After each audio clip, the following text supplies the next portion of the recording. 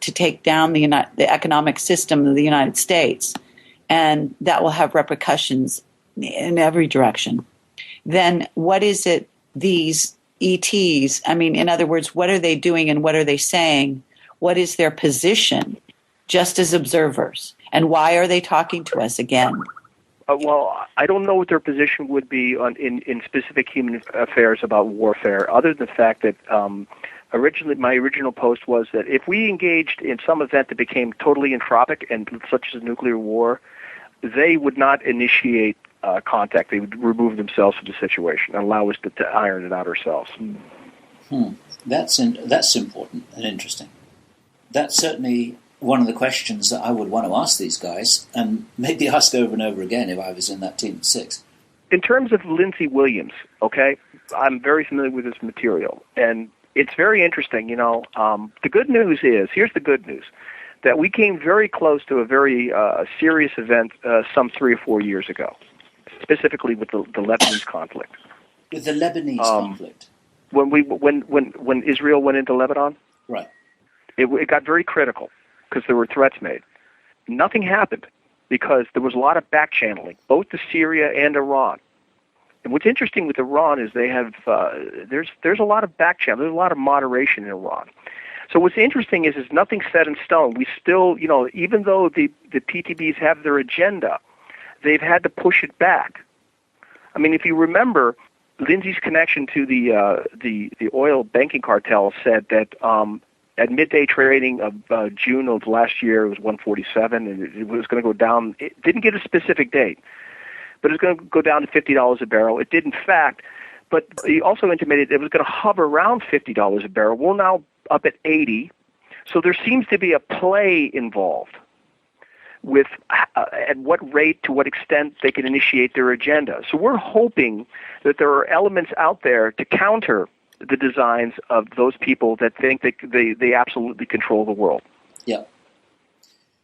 Well, Carrie and Bill, I tell you one thing. Let's just cut to the chase. And this is where we're at, is that give us contact.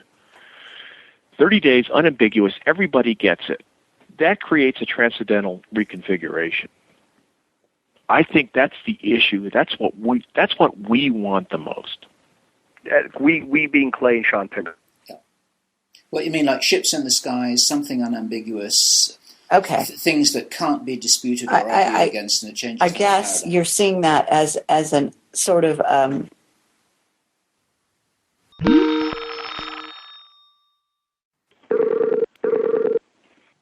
Hello. Hi there. Hi, Carrie.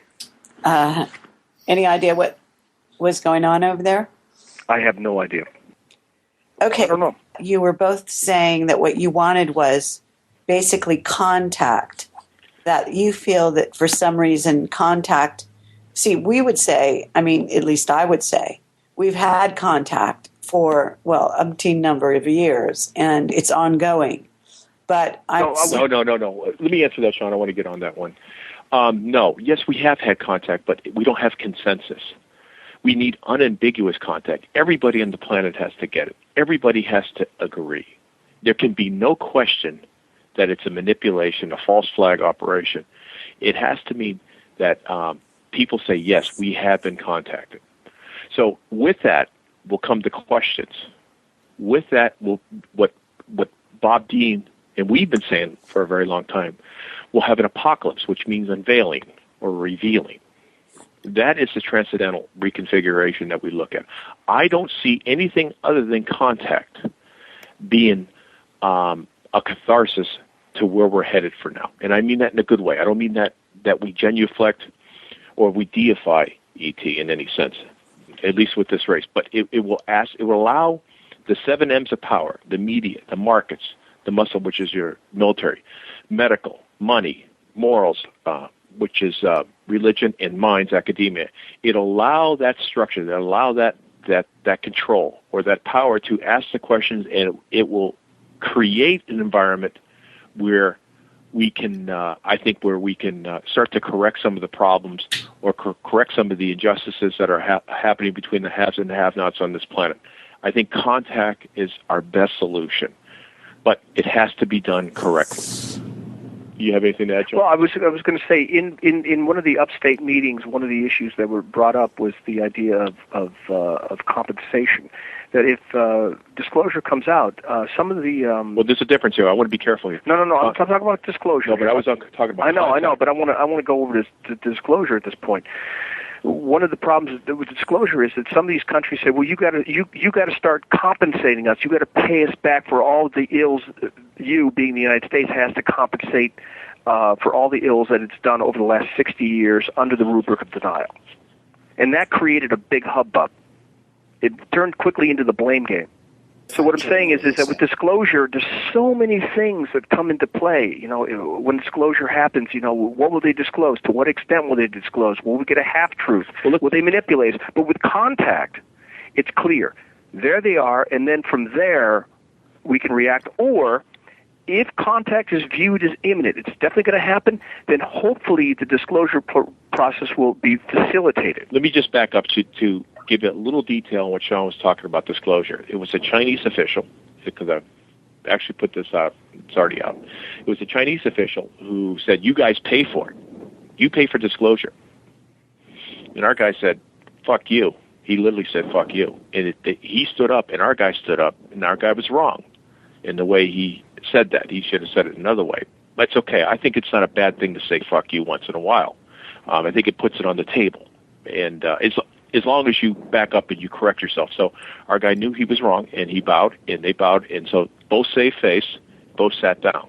But that's the issue here, is you pay for it. Who's going to pay for disclosure? Who's going to answer to it? Who's going to be responsible for all the lies? Who's going to be responsible for how many jobs were lost because people reported UFOs?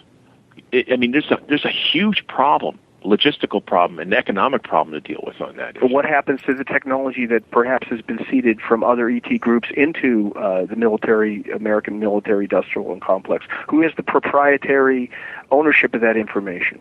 Yeah, the technology. That's exactly what I was going to ask, but that's right, because arguably this sort of opportunistic appropriation of all of that technology has resulted in a massive Earth-level technological and economic inequality. And that's one of the things which, I mean, for instance, if I was a government or an intelligence official in India, I'd want some of that stuff right now.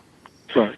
Bill, this is the thing that contact will alleviate to some degree. In other words, it forces the issue. It forces the issue that first, we're not alone, which everybody, 60% of the population believes it's an awful waste of space. And the Vatican says, yeah, we believe there's intelligent life. No kidding, guys. All right?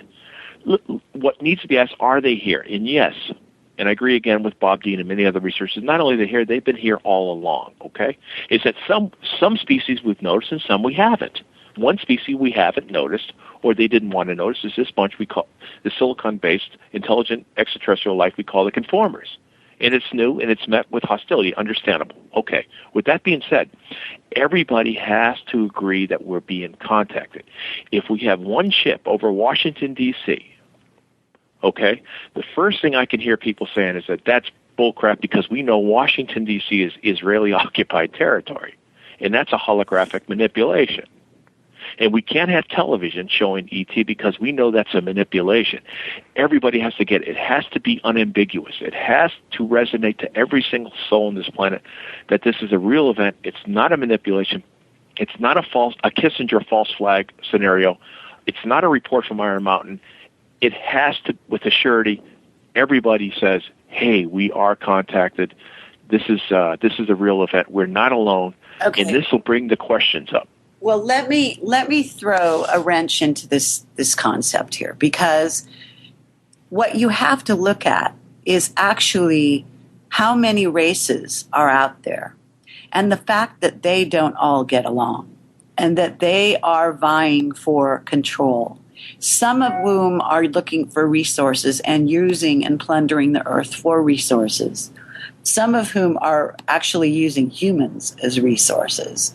And so contact, as you call it, is not just, hello, guys, we're here. Because we are here, and who's we is actually the most important question. It's not, is E.T. here? E.T. is here, but which one? And what's their motivation? Carrie, Carrie, no. ET is not here to most people. It's not even on their radar. I know, but what I'm saying, I'm saying to you that if one group comes forward, it's going to be the same thing all over again. Because in essence, you have to look at what are they the good guys saying hello? If it's the silicon life forms you're saying, then are the other ET races sitting there and in the wings saying, okay, those guys have come forward, they're the good guys. Maybe they won't say anything about the threat from the bad guys, because we also have to look at the situation.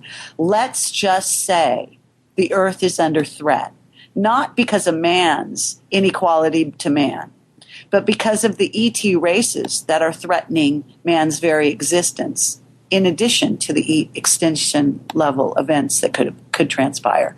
And then it puts a responsibility on the so-called good guys that are coming forward to saying, hello, everyone, here we are. Then everyone has to deal with that. But at the same time, you have to look at the fact that the responsibility in saying we're here, and meanwhile, you guys are being invaded by people that are trying, or beings that are trying to take you over. What are you going to do about it? Don't you see? You're actually being, with no offense and all due respect, slightly naive. Now, it may be that you don't agree with me. You don't think that we're under threat. But everything that I've heard, everything that I've seen leads me to believe that we're actually under threat from a few different aspects. Now, for sure, there are some good guys out there. But what's interesting about the good guys, at least from what we hear, is that the reason those good guys are here right now is for that very reason. They're here because, yes, we are a threat to ourselves, but not just that, because there is a threat to us of an age-old enemy or enemies that these good guys know all about. What were you going to say, Shawn, on that? Well, I mean, to me, those are it's a lot of counter conditional factual arguing that if. That all may come to pass, and we may indeed be very naive, Carrie.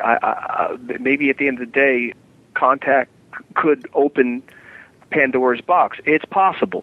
In our view, it's not likely, but our view is simply this: that we know that when contact happens, okay, unambiguous contact, humanity will be changed, and at that point, it's a leap of faith. Will be a change towards a transcendental reconfiguration where we're a better people or a worse people. We won't know until that actually happens. And Clay, our vote is let's have it happen. Guys, because and this is the way I look at it, what I'm seeing on this planet now scares the living hell out of me. And I'm talking about human designs. I'm talking about where we're going as a planet. I would rather say I call it Daddy's car keys, is that, Daddy, tell me the truth. Good or bad, it's always better policy to tell people the truth and let them know. Well, whether that's good or bad, we agree with you 100%. We agree. So, with you 100%. But this is my point about contact, though. Tell us the truth. It's like, let us know, let the human population know we're not alone. This is the issue. We want to crawl so we can learn to walk, so we can learn to run. It's like a child that never knew it was adopted, and it grows up, and everybody in the family has red hair, and you got jet black hair, and you start scratching your head and like, what the heck's the problem? And then someone says, hey, listen, you were adopted, and all the angst and desire and indecision and unease that you had throughout your life, feeling that you were different within that family, is abated, and you finally get exposed to the truth. And I think that's kind of the case. Now, at the end of the day, I completely agree with you, Carrie, that if anyone says that they have complete control over the ramifications of contact, they're lying to you. And that gives the powers that be, we're getting a lot of agita. At the end of the day, guys, and this is where I stand, is that let us know, are we alone? Is there intelligent life? Is it here?